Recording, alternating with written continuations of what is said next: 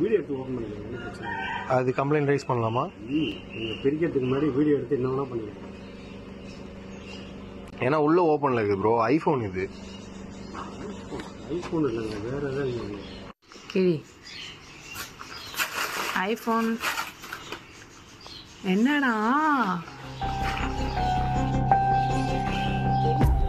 அவர் போயிட்டாரு, அவர் கால் பண்ணு.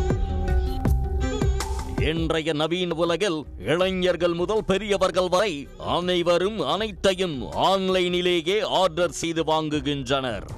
அப்படி ஆன்லைன் வர்த்தக நிறுவனமான அமேசானில் 53,000 ரூபாய்க்கு ஐபோன் ஆர்டர் செய்து அதனை ஆசையாக பார்சலை திறந்து பார்த்தவருக்கு 1000 ரூபாய் மதிப்புள்ள பேபி பாடி வாஷ் இருந்ததால் அதிர்ச்சி அடைந்துள்ளார்.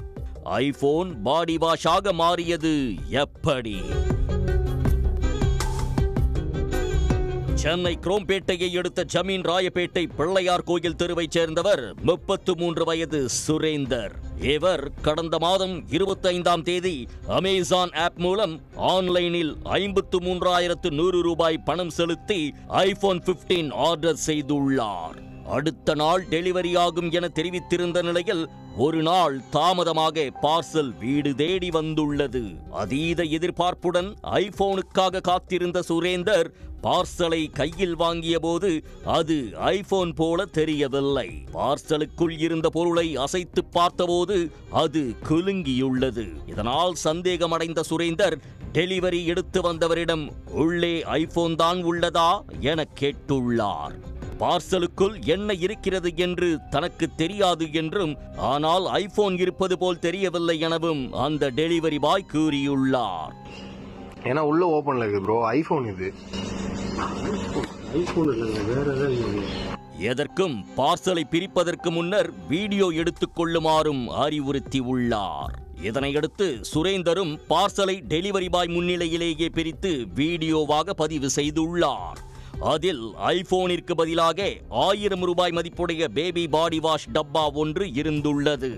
இதனை கண்டு அதிர்ச்சி அடைந்த வாடிக்கையாளர் டெலிவரி கொண்டு வந்தவரிடம் கேட்டதற்கு அமேசான் கஸ்டமர் கேரில் பேசுமாறு கூறிவிட்டு அவர் அடுத்த டெலிவரிக்கு சென்றுள்ளார். ஆசையாக ஐபோன் ஆர்டர் செய்த நிலையில் பாடி வாஷ் அனுப்பப்பட்டதால் மன உளைச்சலுக்கு ஆளான சுரேந்தர் கஸ்டமர் கேரில் பேசிய போது பொருளை திருப்பி அனுப்புங்கள், பணத்தை திருப்பித் தருவதாக கூறியுள்ளனர். இதையடுத்து பொருளை அனுப்பிய நிலையில் பணத்தை திருப்பித் தர மறுத்ததாக சுரேந்தர் குற்றம் சாட்டுகிறார்.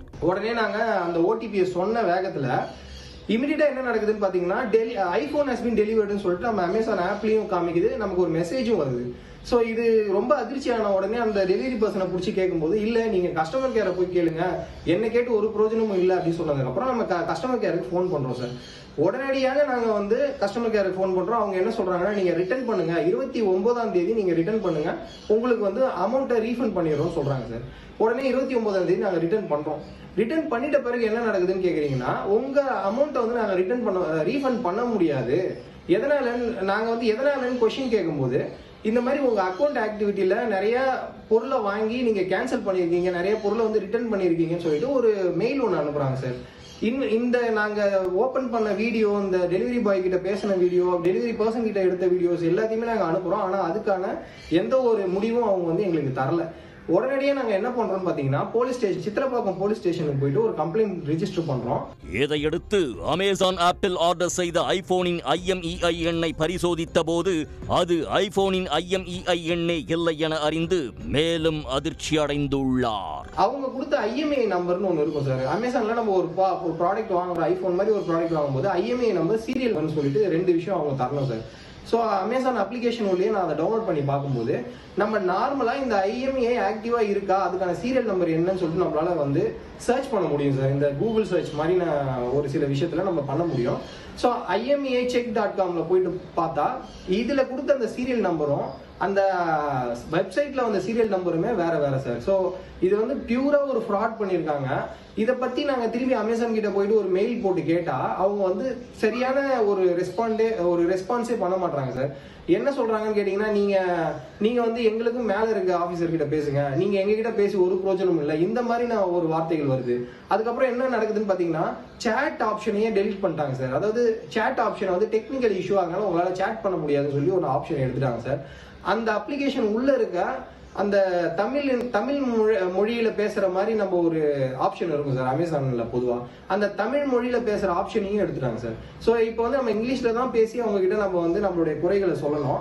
இது குறித்து கடந்த 6ஆம் தேதி சிட்லப்பாக்கம் காவல் நிலையத்தில் புகார் அளித்து CSR வாங்கியுள்ளார். அதேபோல் 11ஆம் தேதி தாம்பரம் மாநகர காவல் ஆணையர் அலுவலகத்திலும் புகார் அளித்துள்ளார்.